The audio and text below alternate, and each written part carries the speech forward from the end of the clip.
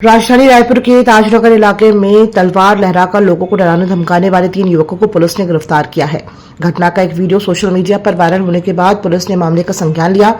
जानकारी के अनुसार कुछ युवकों द्वारा ताजनगर क्षेत्र में तलवार लहराकर लोगों को आतंकित करने की सूचना मिली थी। मामले में ताजनगर में हुई घटना को गंभीरता से लेते हुए सिविल लाइन थाना पुलिस ने जांच शुरू की और कार्रवाई करते हुए 3 आरोपियों को गिरफ्तार कर लिया। गिरफ्तार आरोपियों की पहचान अरबाज खान, दुर्गेश साहू और नंदन राय के रूप में हुई है। तीनों आरोपी पंडरी क्षेत्र के रहने वाले बताए जा रहे हैं। पुलिस आरोपियों के आपराधिक रिकॉर्ड की भी जांच कर रही है और मामले में आगे की कार्यवाही जारी है। ये सिविल लाइन थाना क्षेत्र की घटना है और इसमें कल शाम को सिविल लाइन थाना क्षेत्र के ताजनगर क्षेत्र में एक तीन लोग थे जो एक तलवार लेकर के वहाँ पे तलवार लहरा के लोगों को डराने धमकाने का प्रयास कर रहे थे। इसमें प्रकरण को संज्ञान में लेते हुए तीनों आरोपियों को, जिसमें अरबाज, दुर्गेश साहू और नंदन राय 3 व्यक्ति हैं, तीनों को गिरफ्तार कर लिया गया है और इनके विरुद्ध में आर्म्स एक्ट की और अन्य धाराओं में वैधानिक कार्रवाई पुलिस के द्वारा की जा रही है। राजधानी रायपुर के फाफाडीह स्थित रेलवे इंजीनियरिंग कॉलोनी के पास नाले में मिले युवक के शव के मामले में पुलिस ने 12 घंटे के भीतर हत्या की गुत्थी सुलझा ली। इस मामले में मृतक का ही दोस्त कातिल निकला, जिसे पुलिस ने गिरफ्तार कर लिया है। मृतक की पहचान राजा साहू के रूप में हुई है, जबकि आरोपी का नाम बिट्टू यादव बताया गया है। पुलिस के अनुसार घटना वाले दिन आरोपी बिट्टू यादव सुबह राजा साहू को घर से घुमाने के बहाने अपने साथ ले गया था। इसी दौरान दोनों के बीच पैसों को लेकर विवाद हो गया। विवाद बढ़ने पर आरोपी ने राजा साहू पर हमला कर उसकी हत्या कर दी। वारदात के बाद आरोपी ने शव को फाफाडीह रेलवे इंजीनियरिंग कॉलोनी के पास नाले में फेंक दिया ताकि किसी को शक न हो। मामले की जानकारी मिलते ही पुलिस ने जांच शुरू की। Anti crime and cyber unit और गंज थाना पुलिस की संयुक्त टीम ने तकनीकी साक्ष्य और पूछताछ के आधार पर महज 12 घंटे के भीतर आरोपी को गिरफ्तार कर लिया। ये गंज थाना क्षेत्र का मामला है। कल सुबह लगभग 10 बजे के आसपास गंज थाना क्षेत्र के खारून रेलवे विहार कॉलोनी में एक व्यक्ति का शव मिला था। फॉरेंसिक की टीम और हमारे वरिष्ठ अधिकारियों की टीम वहां पे गई थी और शव की पहचान चूना भट्टी निवासी राजा साहू के रूप में हुई और प्रथम दृष्टया शव के निरीक्षण पर प्रतीत हो रहा था कि इसकी हत्या की गई है। प्रकरण में हत्या का मानते हुए इसको आरोपी की पता तलाश की गई और शव को पंचनामा पीएम के लिए भेजा गया।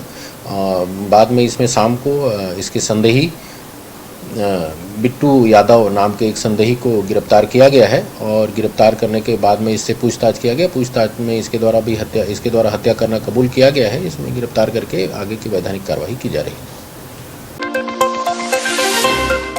छत्तीसगढ़ प्रदेश कांग्रेस कमेटी के अध्यक्ष दीपक बैज ने प्रदेश की कानून व्यवस्था को लेकर राज्य सरकार पर सवाल उठाए हैं। उन्होंने कहा कि होली के दिन पूरे प्रदेश में कानून व्यवस्था की स्थिति खराब रही और कई जगहों पर डर और आतंक का माहौल देखने को मिला। बैज ने आरोप लगाया कि महिलाओं के साथ अभद्रता की घटनाएं हुई और कुछ स्थानों पर पुलिसकर्मियों की वर्दी तक फाड़ दी गई।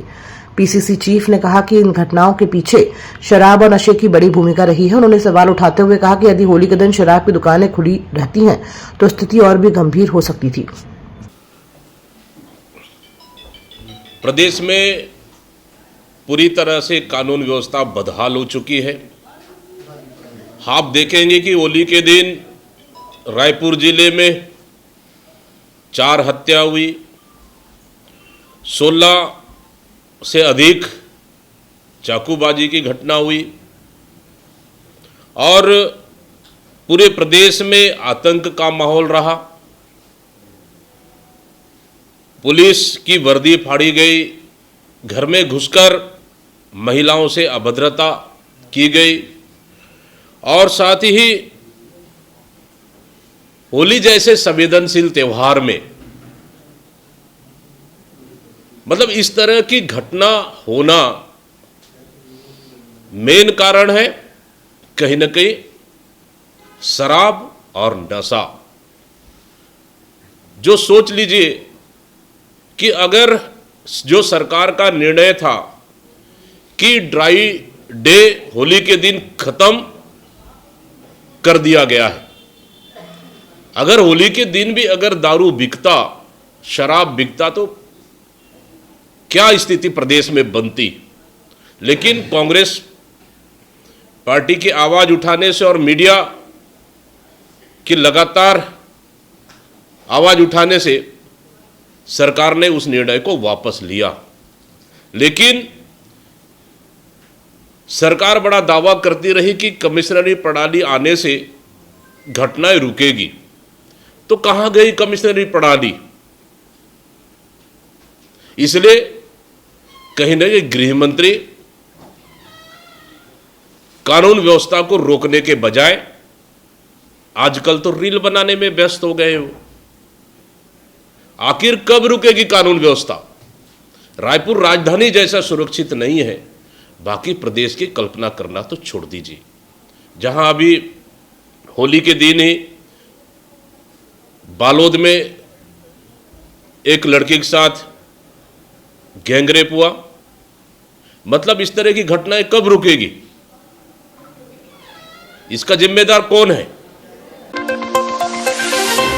धान खरीदी केंद्रों में धान पर पानी डालने के वायरल वीडियो पर पीसीसी चीफ दीपक बैज ने सरकार पर हमला बोलते हुए कहा कि सरकार धान का समय पर उठाव नहीं कर रही है, जिसके कारण लाखों क्विंटल धान खरीदी केंद्रों में पड़ा हुआ है। गर्मी बढ़ने से धान सूख रहा है और इससे नुकसान होने की आशंका है।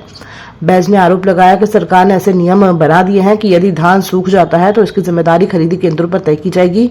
इसी कारण कर्मचारी मजबूरी में धान पर पानी डाल रहे हैं ताकि धान का वजन और गुणवत्ता प्रभावित ना हो। उन्होंने कहा कि सरकार ने धान खरीदी और उसके प्रबंधन की पूरी व्यवस्था कर्मचारियों के भरोसे छोड़ दी है, जिससे अव्यवस्था की स्थिति पैदा हो गई है।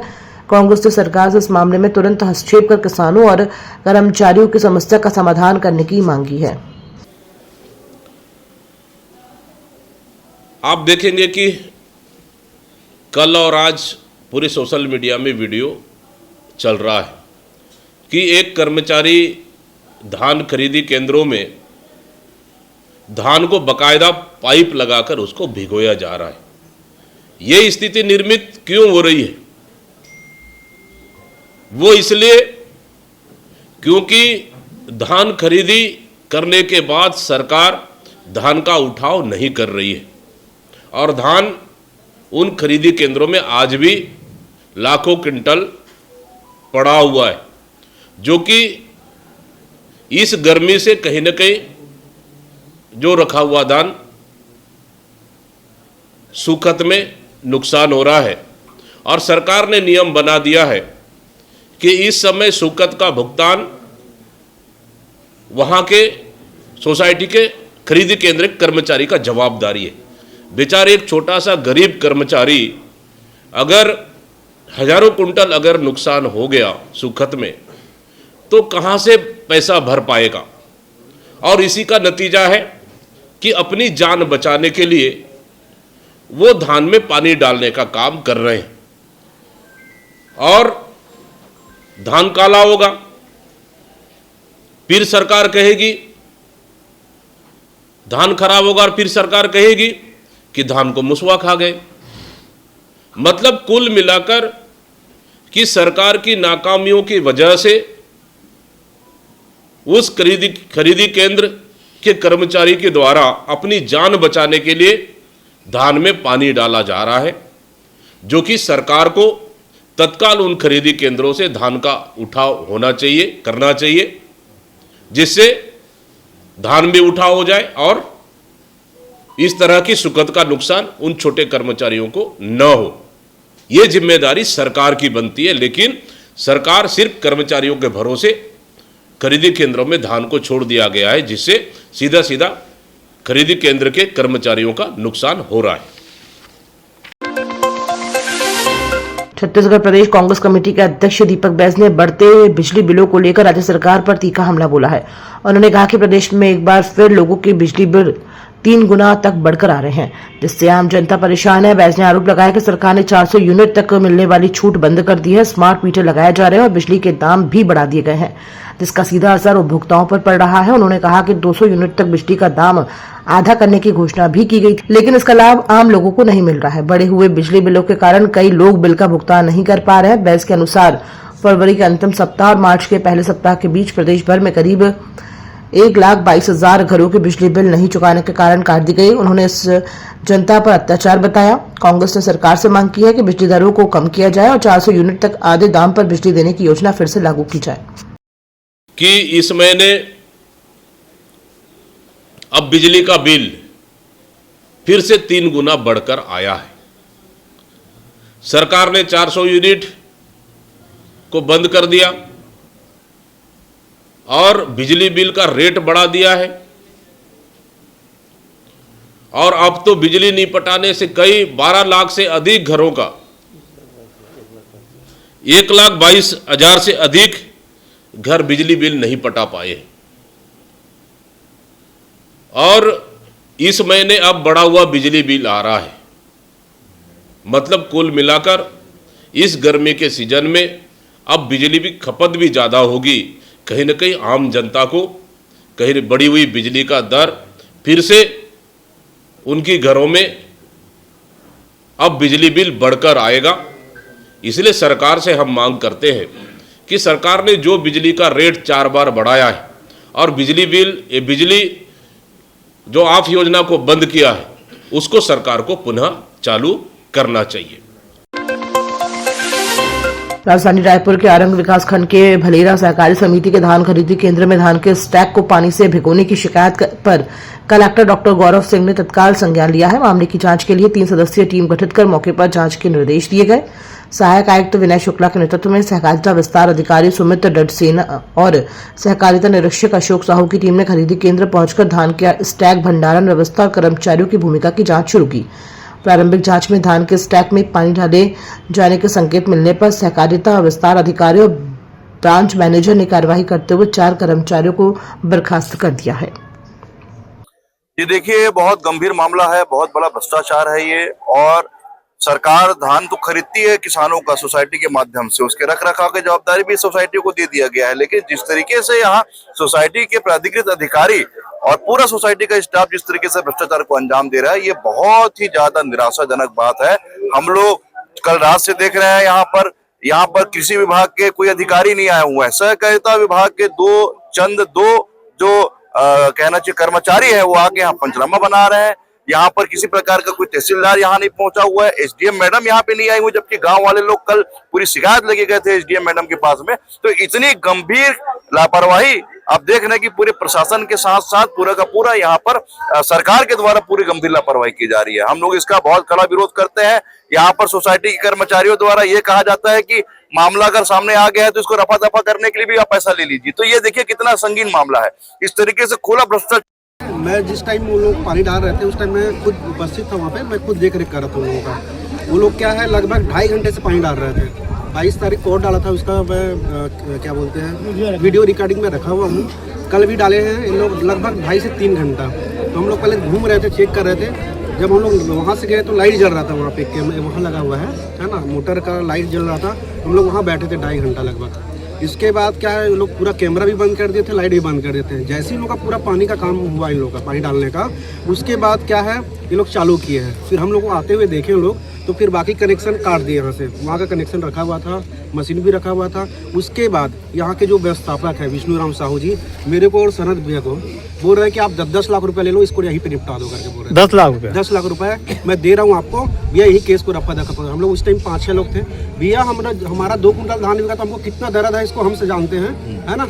आप क्या जानोगे मेरे को। ये लोग क्या बोले कलेक्टर के पास, जब मैं कलेक्टर से लिखवा कर लाया, मेरा 2 कुंटल धान नहीं बिका मेरे को बहुत दर्द है इस चीज़ के लिए, है ना। और मैं एक चीज़ और मांग कर रहा हूँ कि इन लोगों को पूरा जितने भी है निलंबित मत किया जाए साहब, उनको बर्खास्त किया जाए। हमारे गांव में जितने भी आसपास के एरिया है जो 3 सोसाइटी में है अपने, वहाँ के जितने भी लड़के हैं जिनको योग्यता के हिसाब से तीनों गांव से लिया जाए, इन लोगों को बर्खास्त किया जाए, उनकी जगह इनको लिया जाए। और जितना नुकसान यहाँ पे हमारे धान का हुआ है, जो गवर्नमेंट का है, जो भी गवर्नमेंट है बीजेपी गवर्नमेंट, उसका जितना भी लॉस हुआ है उसका पैसा इन तीनों जितने भी कर्मचारी उनसे वसूला जाए। उनकी ज़मीन को पूरी करके उनकी कहाँ से मैं लोकल ही।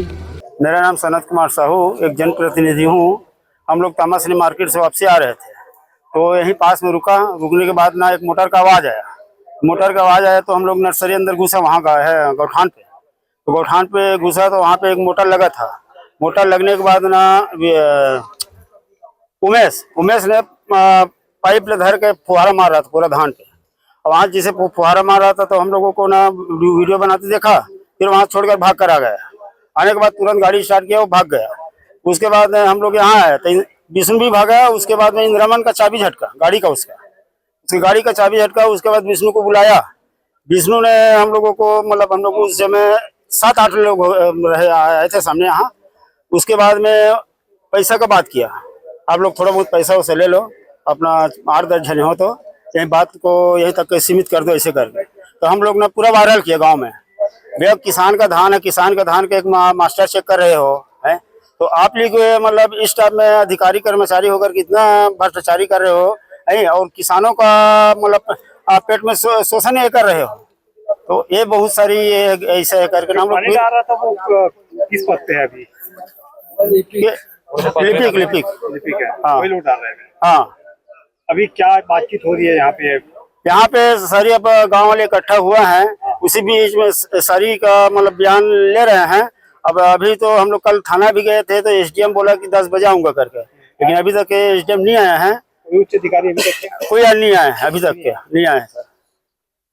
क्या कार्रवाई चाहते हैं आप? इसके लिए ना सख्त से सख्त कार्रवाई होना चाहिए, और जो भी जितने भी कर्मचारी है उसका सस्पेंड होना चाहिए। हमारी गांव का पूरा यही मांग है। कितने गांव का यहाँ पे धान आता है? यहाँ 3 गांव का, एक खपरी, गिधवा, भलेरा, तीनों गांव का आता है यहाँ। तीनों गांव के जो धान है, अभी जो संग्रहण यहाँ पे हुआ है, क्या सभी में पानी डाला जा रहा था केवल एक ही जगह? नहीं, सभी में डाल रहा था यहाँ पे टोटल, है ना, जिसमें हम लोग गिधवा वालों को भी इनवाइट किया, गिधवा वाला भी आया, खपरी वालों को इनवाइट किया, रात में खपरी वाले भी पहुंचा यहाँ पे इस पार्ट में। कितने समय में ये लोग ये सब? वो करीब 6:30 बजे सुबह, नहीं शाम को। शाम कब से चल रहा था ऐसे ये लोग? अब हम लोग को पता नहीं, कल हम लोग प्रत्यक्ष देखा, उसके बाद हम लोग को सामने देखकर उसको पकड़ा है ना, तब पता चला हम लोग। ये जो वीडियो वायरल हो रहा है, लेकिन हमारे हिसाब से कई दिनों से इस तरह मतलब सुना में आ रहा था कि यहाँ पानी डालता है, वो ऐसा होता है ऐसे करके, लेकिन कल प्रत्यक्ष देखा है हम लोग। और यहाँ का सीसी कैमरा जो लगा था उसको भी बंद कर दिए थे, लेन को भी बंद कर दिए थे। इतना भ्रष्टाचारी कर रहा है यहाँ का, सेल्समैन वगैरह भी है ना। क्या नाम है आपका? मेरा नाम सनत कुमार साहू। प्रथम दृष्टया जांच में यहाँ पे स्टैक में जो है पानी डालना प्रदर्शित हो रहा है, जिसके आधार पर यहाँ पे सहकारिता विस्तार अधिकारी और ब्रांच मैनेजर के द्वारा संयुक्त कार्रवाई करके चारों कर्मचारियों को बर्खास्त कर दिया गया है, और स्थित जांच के आधार पर आगे जो है पुलिस की कार्रवाई की जाएगी।